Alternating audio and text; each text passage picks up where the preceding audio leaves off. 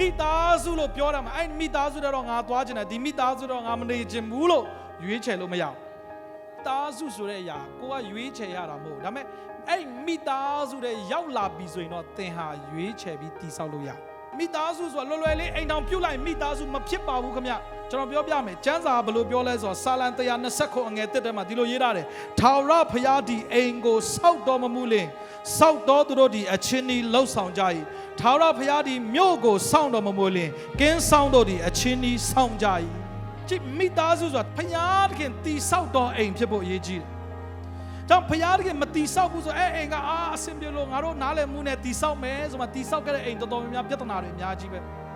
နားလည်မှုနဲ့ငါတို့လှုပ်ဆောင်ကြမယ်လို့ပြင်ဆင်ရင်းနဲ့မိသားစုကွဲမတက်ဖြစ်တဲ့အခြေအနေမျိုးကြုံရတဲ့မိသားစုတွေအများကြီးပဲဒီနေ့ကျွန်တော်ပြောပြစေသင်ဘယ်မိသားစုမှာမွေးချင်တယ်တော့ရွေးချယ်လို့မရပေနဲ့သင်ရဲ့မိသားစုကိုဘယ်လိုပုံစံဖြစ်စေချင်လဲတော့သင်ကိုယ်တိုင်ရွေးချယ်ပြီးတော့မှအသက်ရှင်လို့ရတာဖြစ်တယ်။နောက်ဒီနေ့ကဘာမှာရှိတဲ့မိသားစုရဲ့အခြေအနေကိုကျွန်တော်နည်းနည်းလေးသုံးသပ်ပြချင်အိမ်တွေကပိုကြီးလာပေမဲ့မိသားစုတွေပိုဝေးလာကြတယ်။ချိုးလို့တွေမိသားစုမတည်ဆောက်ကြတော့ဆက်သွယ်ရေးတွေနိပညာတွေတိုးတက်လာပေမဲ့မိသားစုထဲမှာစကားပြောခြင်းတွေအားနည်းလာကြတယ်။ technology အရင်အားကောင်းလာတယ် AI တွေအရင်အားကောင်းလာတယ်ကျွန်တော်တို့မိသားစုတွေဒီတစ်ချိန်လုံးတော့ social media မှာတော့ဟို post တင်တယ်ဒီ like လုပ်တယ်ဒီ comment ရေးတယ်ဟိုဟာတင်ရတယ် my day တင်ရတာနဲ့ဟိုစိတ်သက်တင်ရတာနဲ့အမျိုးတို့တော့လောက်ကြတယ်ဒါပေမဲ့ကျွန်တော်မေးကမိသားစုကိုတော့စကားပြောဖို့အချိန်မရှိကြဘူး technology တွေတိုးတက်လာပေမဲ့ relationship family relationship ကတော့ပြတ်တောက်လာကြတယ်ဒီလိုနဲ့ပဲတယောက်နဲ့တယောက်နှွေးထွေးတဲ့စကားလုံးတွေကျင်နာတဲ့စကားလုံးတွေတယောက်ကိုတယောက်အားပေးတဲ့ရင်ဖွင့်တဲ့စကားတွေဟာကျွန်တော်တို့ရဲ့ဒီယနေ့ခေတ်လောကကြီးမှာ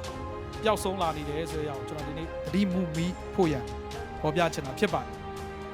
ဒါတွေအားလုံးကဖျားသခင်ရဲ့ဒီဇိုင်းဆွဲထားတဲ့အရာမဟုတ်ဘူးဆိုတာကိုနားလည်စေချင်တာဖြစ်တယ်ဖျားသခင်ကမိသားစုကိုဖန်ဆင်းတဲ့အခါမှာရည်ရွယ်ချက်ရှိရှိကိုဖန်ဆင်းခဲ့တာဖြစ်တယ်ဖျားသခင်ကအဲ့ဒီအမျိုးသားအမျိုးသမီးမိသားစုလိုက်သားသမီးတွေနဲ့ပေါင်းစည်းစွာနဲ့နေထိုင်ပြီးတော့မှဒီကဘာမြေကြီးကိုအုပ်ဆိုးဖို့ရန်ဖျားလိုတော်ရှိတာဖြစ်တယ်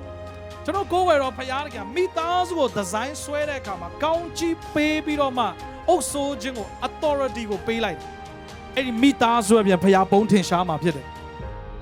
မိသားစုအပြင်ဖျားကောင်းကြီးစီးစင်းမှာဖြစ်တယ်ဟာလေလုယာ